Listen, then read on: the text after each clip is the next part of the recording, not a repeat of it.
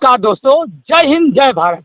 आपके सामने राजकुमार त्यागी और हमारे साथ आज जुड़ चुके हैं न्यायिक सेना के राष्ट्रीय अध्यक्ष धनंजय पासी जी, जो अभी समय झांसी मंडल स्नातक के एमएलसी के भावी प्रत्याशी भी हैं।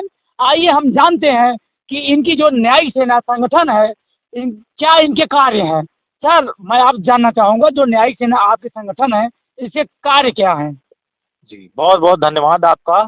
और सभी जो सम्मानित साथी हैं जो हमें देखते हैं, उनको भी मैं बहुत बहुत धन्यवाद हृदय से आभार करता हूं। और मैं बताना चाहूँगा, जैसा कि आपने बड़ा अच्छा सवाल पूछा कि न्यायिक सेना का कार्य क्या है, तो डेफिनेशन ऑफ न्यायिक सेना, बिल्कुल बहुत ही अच्छा आपने सवाल पूछा। तो न्यायिक सेना यह गुप्त तरीके से कार्य करती है अपने समाज के लिए। देखिए, पहले सर्व समाज के लिए तो काम नहीं कर पाएगी। हर कोई भी संस्था, पूरे भारत की यही सच्चाई है।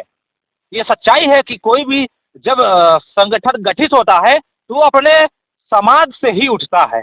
तो उसी प्रकार से, उसी कड़ी में जो न्यायिक सेना है, वो भी अपने ही समाज को उत्थान के लिए, अपने ही समाज के सेवा के लिए, अपने ही समाज को सहायता के लिए यहाँ न्यायिक सेना बनी हुई है। और वो कर रही, गुप्त तरीके से करती है।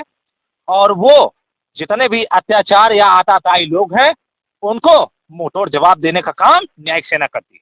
बहुत बहुत धन्यवाद। दूसरा सवाल मेरा है कि जैसे कि अभी देखा गया है, 18 तारीख का एक प्रोग्राम रखा गया है। सारे पारसी समाज के जितने संगठन हैं और जितने भी राजनीतिक दल हैं, सभी को एकत्रित किया जा रहा है लखनऊ की धरती पे। क्योंकि सारे पारसी समाज के जितने भी राजनीतिक दल हैं, उनको एक झंडा और झंडा ढोने के लिए एकत्रित किया जा रहा है, एक समूह बनाया जा रहा है।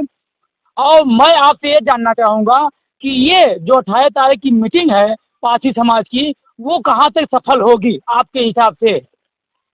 बहुत ही अच्छा सवाल आपका है। लखनऊ के बारे में जो आपने पूछा, 18 जनवरी 2026 को जो कार्यक्रम रखा गया है, उस कार्यक्रम में सभी उत्तर प्रदेश की मेजबानी करने के लिए सभी उत्तर प्रदेश के जो पारसी समाज के नेता हैं, अर्थात संगठन चलाते हो या फिर वो राजनीतिक पार्टी चलाते हो, उन सबको वहाँ पर बुलाया गया है। वो सभी लोग वहाँ पर पहुँच करके एक नई रणनीति के साथ वो मेजबानी करते हुए अपने हिस्से को लेने के लिए वो तत्पर तैयार है और लेकर रहेगा, और सफल भी होगी, ये मैं कामना भी करता हूँ। और मैं इच्छा ये भी करता हूँ, इच्छा जाहिर करता हूँ कि आप भी यह कामना करिए कि 18 तारीख के जो प्रोग्राम होने जा रहा है पारसी समाज के लिए, कि उनका एक नेता, एक डंडा और झंडा हो। तो आप भी कामना करिए ताकि वह कार्य सफल हो जाए। और तीसरा सवाल मेरा है, जैसे कि आपने कहा, हमें जहाँ तक ज्ञान है कि मेरी बात कई राष्ट्रीय अध्यक्ष संगठनों के राष्ट्रीय अध्यक्षों से और कई राजनीतिक दल के राष्ट्रीय अध्यक्षों में मेरी बात हुई, जिसमें से कई ऐसे राष्ट्रीय अध्यक्ष हैं जिनको 18 तारीख के विषय में मालूम ही नहीं है। और पहला ये हो गया। और दूसरी बात मैं आपसे ये भी जानना चाहूँगा, ये जो 18 तारीख का कार्यक्रम किया जा रहा है, पारसी समाज को एक बनने के लिए लाया जा रहा है, इसका जो संचालनकर्ता कह लीजिए या इसका जो राष्ट्रीय अध्यक्ष को का अध्यक्षता करेगा, इसका अध्यक्ष कौन होगा, मैं ये जानना चाहता हूँ आपसे, क्योंकि आप भी एक राष्ट्रीय अध्यक्ष हैं। पूछा। और इन सब चीज़ों को अगर देखा जाए तो जो राष्ट्रीय अध्यक्ष, जितने भी राष्ट्रीय अध्यक्ष उत्तर प्रदेश में हैं, वह सभी को बुलाया गया है। लेकिन पहला सवाल जैसे आपका था कि सभी को नहीं बुलाया गया है, अभी सभी के पास सूचना नहीं। आप बात किए कुछ लोगों से, कुछ राष्ट्रीय अध्यक्षों से, तो मैं बताना चाहूँगा अभी तो समय बहुत है। 18 तारीख की बात है, अभी तो आज 12 तारीख है, इसलिए अभी टाइम है। 15 तारीख से पहले उन सभी व्यक्तियों तक सूचना पहुँचेगी।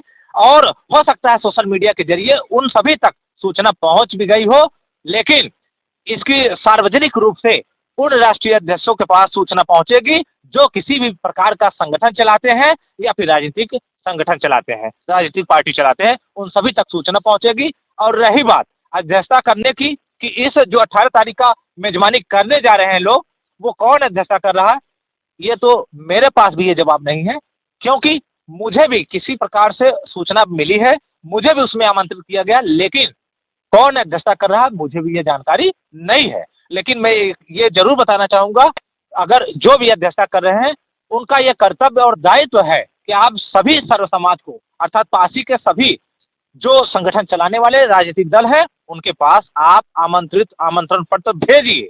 तब जा करके चीजें हो पाएंगी। और मैं कामना भी करता हूं कि ये सफल हो।